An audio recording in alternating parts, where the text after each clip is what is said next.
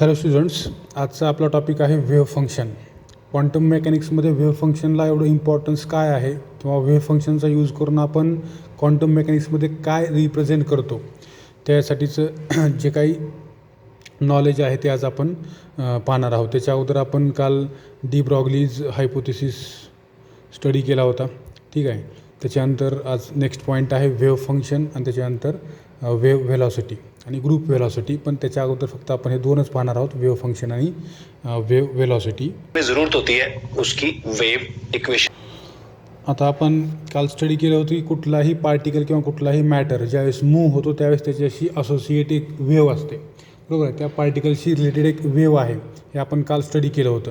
आणि आपल्याला माहीत आहे कुठल्याही वेव्हची मोशन रिप्रेझेंट करण्यासाठी किंवा कुठल्याही ऑब्जेक्टशी असोसिएट असणारी जी वेव्ह आहे त्या वेव्हची मोशन रिप्रेझेंट करण्यासाठी आपल्याला एक इक्वेशन गरजेचं आहे, ज्याला आपण वेव्ह इक्वेशन असं म्हणतो. आणि आपल्याला माहीत आहे to write wave equation we have to write wave function, बरोबर आहे. जसं समजा की फॉर एक्झाम्पल आता आपण काही मेकॅनिकल वेव्हचं जर एक्झाम्पल घेतलं या ठिकाणी. आता आपण या ठिकाणी समजा कन्सिडर केलं की समजा हे एक वॉल आहे, वॉल सरफेस आहे, याला आपण या ठिकाणी एक स्ट्रिंग अटॅच केलेली आहे आणि त्या स्ट्रिंगला समजा आपण एक जर्क दिला अप अँड डाऊन, बरोबर आहे. किंवा आपण त्याला समजा कंटिन्युअस शेक केलं अप अँड डाऊन, तर त्या ठिकाणी जी वेव्ह प्रोड्यूस होईल सायनोसॉइडल वेव्ह, त्या वेव्हचं जे वेव्ह फंक्शन आहे ते आपण कसं रिप्रेझेंट करतो, y is equal to y naught into sine of omega t plus phi, बरोबर आहे. यालाच म्हणतो आपण डिस्प्लेसमेंटचं इक्वेशन आहे. काय व्हर्टिकल डिस्प्लेसमेंट त्या वेव्हची कशी होत आहे ते आपण या इक्वेशन थ्रू रिप्रेझेंट करतो. तसंच समजा इलेक्ट्रोमॅग्नेटिक वेव्हज आहेत. इलेक्ट्रोमॅग्नेटिक वेव्हमध्ये आपल्याला माहीत आहे दोन प्रकारच्या फील्ड ऑसिलेटरी मोशन परफॉर्म करतात. म्हणजे मला काय सांगायचं आहे की कुठलीही वेव्ह कधी प्रोड्यूस होते, ज्यावेळेस कुठलाही ऑब्जेक्ट हा ऑसिलेटरी मोशन परफॉर्म करतो त्याच वेळेस आपल्याला त्या ठिकाणी वेव्ह पाहायला मिळते. इथं आपण ही जी स्ट्रिंग होती, ही स्ट्रिंग जर समजा या ठिकाणी टाईट असली असती आणि त्याला आपण ॲज इट इज ठेवलं तर त्या ठिकाणी कुठल्याही प्रकारची वेव्ह प्रोड्यूस झालेली आपल्याला पाहायला मिळालं नसतं. पण आपण त्याला जर्क दिल्या, अप अँड डाऊन असा जर्क दिल्यामुळं या ठिकाणी काय झालं, एक वेव्ह प्रोड्यूस झाली, बरोबर आहे. म्हणजे ऑब्जेक्ट ज्यावेळेस मोशनमध्ये गेला त्याच वेळेस त्या ठिकाणी किंवा ऑब्जेक्टनं ज्यावेळेस ऑसिलेशन्स परफॉर्म केले त्याच वेळेस त्या ठिकाणी वेव्ह प्रोड्यूस झाली. तसं इलेक्ट्रिक आणि मॅग्नेटिक फील्ड जे आहेत या इलेक्ट्रोमॅग्नेटिक वेव्हच्या बाबतीमध्ये जर आपण पाहिलं EM वेव्हजमध्ये, तर इलेक्ट्रिक आणि मॅग्नेटिक फील्ड या दोन्ही पण फील्ड ऑसिलेटरी मोशन परफॉर्म करतात. त्यावेळेस त्यांचं जे येणारं वेव्ह फंक्शन किंवा वेव्ह इक्वेशन आहे ते आपण कसं लिहितो, E is equal to in case of electric field E not sine of omega t plus phi, आणि in case of magnetic field B is equal to B not sine of omega t plus phi. आपण पाठीमागच्या लेक्चरमध्ये पाहिलं होतं की कुठलं electron असेल, proton असेल, कुठल्याही प्रकारचा एलिमेंटरी पार्टिकल हा त्याच्याशी असोसिएटेड एक वेव्ह असते. हे आपण डी ब्रॉग्ली हायपोथेसिस किंवा डी ब्रॉय हायपोथेसिसमध्ये आपण पाहिलेलं आहे. त्यासाठी जे इक्वेशन आहे ते इक्वेशन आहे lambda is equal to h/p, ठीक आहे. आता याच्यामध्ये हे जे आपण पाहिलं lambda is equal to h/p हे काय आहे, तर एक वेव्हची वेव्हलेंथ मेजर करण्यासाठीचं इक्वेशन आहे, जी वेव्ह असोसिएट आहे प्रोटॉनसोबत किंवा इलेक्ट्रॉनसोबत, बरोबर आहे. आता हे पार्टिकल्स वेव्हसारखं बिहेव करतात. इलेक्ट्रॉन असेल किंवा प्रोटॉन असेल, हे दोन्ही पार्टिकल्स किंवा जे कुठले एलिमेंटरी पार्टिकल्स आहेत ज्याला आपण मॅटर वेव्हज असं म्हणतो, ॲक्च्युअल वेव्ह प्रोड्यूस करणं वेगळं आणि वेव्हसारखं बिहेव करणं वेगळं. म्हणजे याचा अर्थ एखाद्या पार्टिकलसोबत वेव्ह असोसिएट असणं हा भाग वेगळा आहे आणि वेव्ह प्रोड्यूस करणं हा भाग वेगळा आहे. जसं आपण समजा एक वॉटर लेक आहे, पाण्याचा तलाव आहे, त्याच्यामध्ये समजा आपण दगड टाकला तर त्या तलावाचा जो फ्री सरफेस आहे त्याच्यामध्ये प्रेझेंट असणारे जे वॉटर मॉलिक्युल्स आहेत ते up and down motion perform करतात आणि त्या ठिकाणी वेव्ह प्रोड्यूस झाली असं आपण म्हणतो. परंतु आपण जे काल डी ब्रॉय हायपोथेसिस किंवा डी ब्रॉग्ली हायपोथेसिस जो आपण काल पाहिला, त्याच्यामध्ये ज्या आपण मॅटर वेव्हज पाहिल्या, तर मॅटर वेव्हज म्हणजे काय आहेत, मॅटर वेव्हज म्हणजे कुठल्याही मायक्रोस्कोपिक किंवा मायक्रोस्कोपिक ऑब्जेक्ट हा ज्यावेळेस एखाद्या पर्टिक्युलर मीडियममधून मूव्ह होतो त्यावेळेस त्या ऑब्जेक्टसोबत एक वेव्ह असोसिएट असते, बरोबर आहे. तर अशा प्रकारचे जे मॅटर वेव्हज आहेत, ज्या पार्टिकलसोबत वेव्हज असोसिएट आहेत, त्यांच्या त्या वेव्हजला रिप्रेझेंट करणारं एक मॅथमॅटिकल फंक्शन म्हणजे एक ज्याला वेव्ह फंक्शन असं म्हणतो, ते वेव्ह फंक्शन म्हणजेच काय आहे, साय आहे. त्याला आपण साय असं म्हणतो किंवा त्याचा सिम्बॉल हा साय आहे. ते काय रिप्रेझेंट करते, तर त्याला आपण रिप्रेझेंट असं करतो,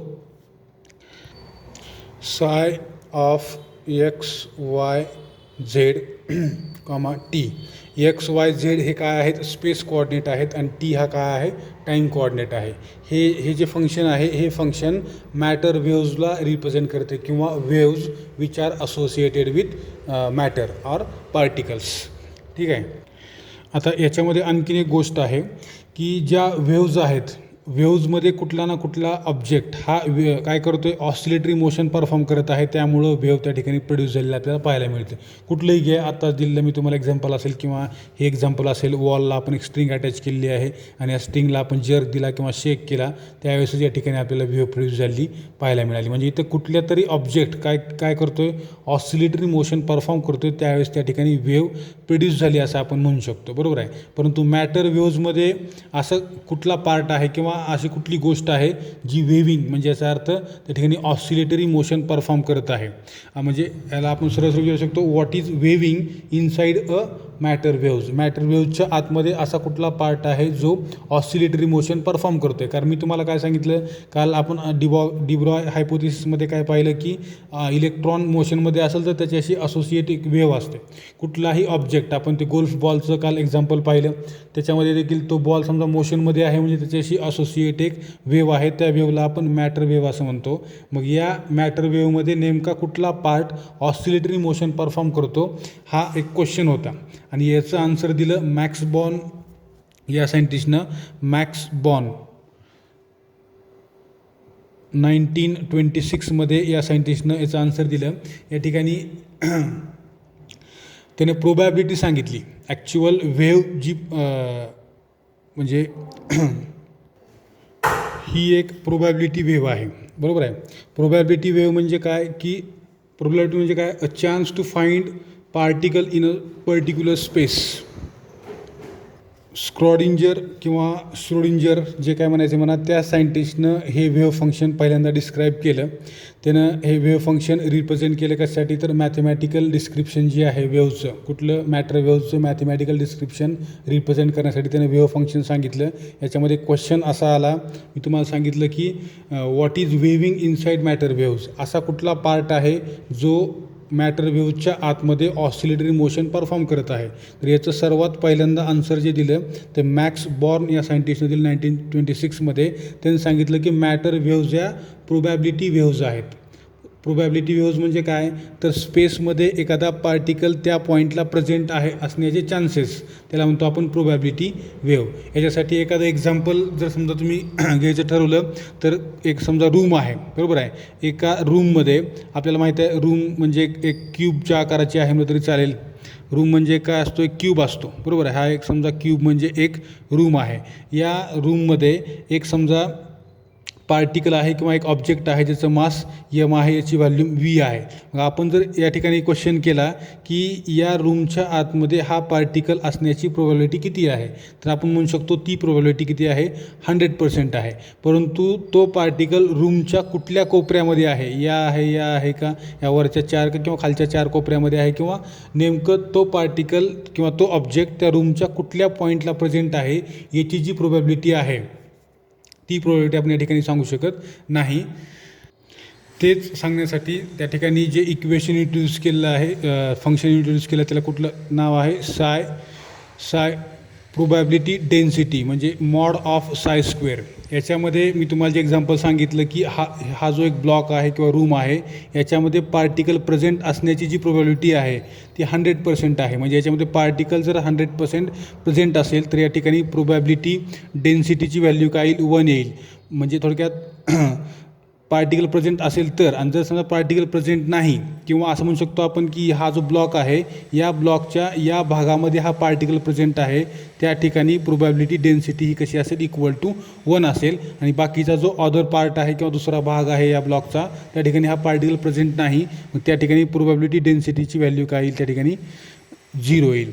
जर समजा आपण त्या ठिकाणी मॅटर वेव्ह जर कन्सिडर केली, मॅटर वेव्ह समजा कुठल्याही प्रकारची एखादी वेव्ह कन्सिडर करा, याच्यामध्ये पण इथं असं म्हणू शकतो जिथं ॲम्प्लिट्यूड जास्त आहे त्या ठिकाणी पार्टिकल प्रेझेंट असण्याचे चान्सेस जास्त आहेत. ज्या ठिकाणी ॲम्प्लिट्यूड 0 आहे त्या ठिकाणी पार्टिकल प्रेझेंट नाही असं म्हणू शकतो, किंवा ज्या ठिकाणी ॲम्प्लिट्यूड स्मॉल आहे त्या ठिकाणी पार्टिकल प्रेझेंट असण्याचे चान्सेस कमी आहेत. यालाच म्हणतो आपण वेव्ह फंक्शन.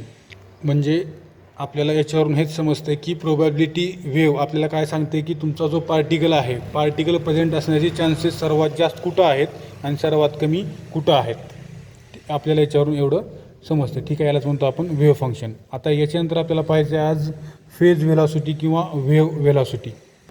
वेव्ह वेलॉसिटी किंवा यालाच म्हणतो आपण फेज वेलॉसिटी.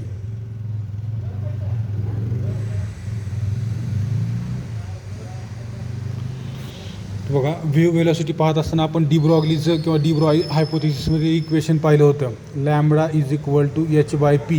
पी म्हणजे linear momentum, h Planck's constant आहे, बरोबर आहे.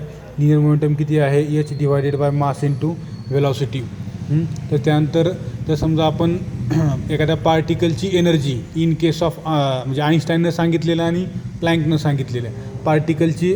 पार्टिकलला जर समजा आपण त्या ठिकाणी लाईट रेडिएशनला समजा आपण त्या ठिकाणी पार्टिकल कन्सिडर केलं तर त्या ठिकाणी एनर्जी वेव्ह कन्सिडर केलं त्या ठिकाणी एनर्जी इक्वेशन आहे ते काय असेल, E is equal to h nu असेल. आणि त्याला पार्टिकल आपण कन्सिडर केलं तर त्या ठिकाणी येणारं मास एनर्जी रिलेशन आईन्स्टाईनचं काय आहे, E is equal to m c square आहे. याच्यावरून आपण काय करू शकतो, न्यूची व्हॅल्यू फाइंड आउट करू शकतो. काय येईल, h nu is equal to m c square. Nu is equal to काय येईल त्या ठिकाणी, m c square divided by H.